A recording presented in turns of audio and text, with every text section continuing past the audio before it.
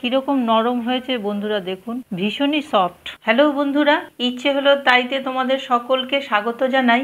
আজ আমি শীতকালীন একটা রেসিপি করে দেখাচ্ছি, যেটার নাম সরু চাকলি। তা সরু চাকলি তোমরা সবাই হয়তো করেছো, চলো দেখি আমি কি করে করি। আমি প্রথমে গোবিন্দভোগ চাল নিয়েছি 1.5 কাপের থেকে একটু বেশি, 2 কাপও নয়। আর নিয়েছি 1/2 কাপ কলাইয়ের ডাল, সারা রাত ধরে ভিজিয়ে রেখেছি। এবার এই জলটা ছেঁকে আর একটু ধুয়ে নিচ্ছি। ভেজানো যে জলটা ছিল সেই জলটা ফেলে দিয়েছি। এবার আমি একটা মিক্সিং জার নিয়ে নিলাম, তাতে অল্প অল্প করে এই মিশ্রণটা দিয়ে, চাল আর ডালের মিশ্রণটা দিয়ে সামান্য জল দিয়ে একটু ব্লেন্ড করে নেব। মিক্সিতে আমি বেটে নিয়ে এসেছি।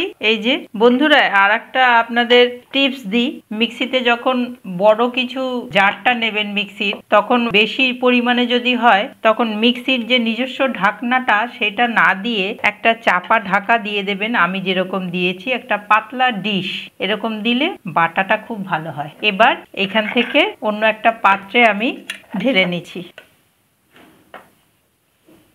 বাটা খুব সুন্দর হয়েছে, একদম মিহি হয়েছে, একদম শিলে বাটার মতন।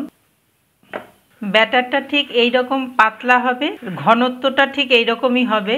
আর আরেকটা টিপস হচ্ছে, এইরকম যেই হাতাটা নেওয়া হবে যেটা করে, সেটার গায়ে এরকম পাতলা একটা স্তর লেগে থাকবে, সেটাই হচ্ছে ব্যাটারটার একদম সঠিক হয়েছে, বোঝা যাবে।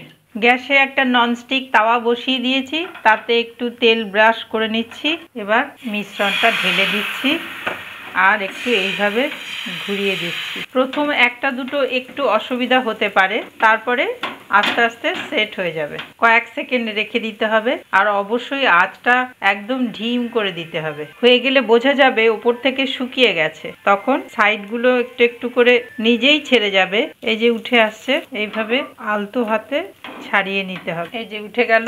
এবার এটা উঠিয়ে এই রকম একটা ঝাঁঝরি উল্টো দিকে রেখে দেব, তাহলে ভেতরের গরমটা ভাপিয়ে ঘেমে যাবে না। এই যে এইভাবে উঠে গেছে, একটু উল্টে দিলাম, পুরো জালি জালি হয়ে গেছে। এই যে এইভাবে আমি পরপর বেশ কয়েকটা করে নিচ্ছি। আর একটা দিচ্ছি।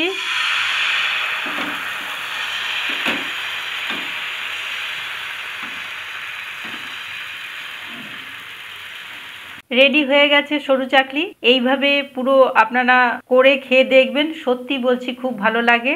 আর সরু চাকলি অনেকে মশলা দিয়েও করে খেয়ে থাকতে পারেন, আর সেইভাবেও করা যায়, খাওয়া যায়। তাতে একটু গোলমরিচ, আদা বাটা দিয়ে, মৌরি বাটা দিয়ে করতে হয়, আর এটা প্লেন আর গুড় সহযোগে খেতে হয়। এটা আবার যারা ডায়াবেটিক পেশেন্ট তারা তরকারি দিয়েও খেতে পারেন, আলুর তরকারি, সাদা আলুর তরকারি বা বাঁধাকপি দিয়েও খাওয়া যায়।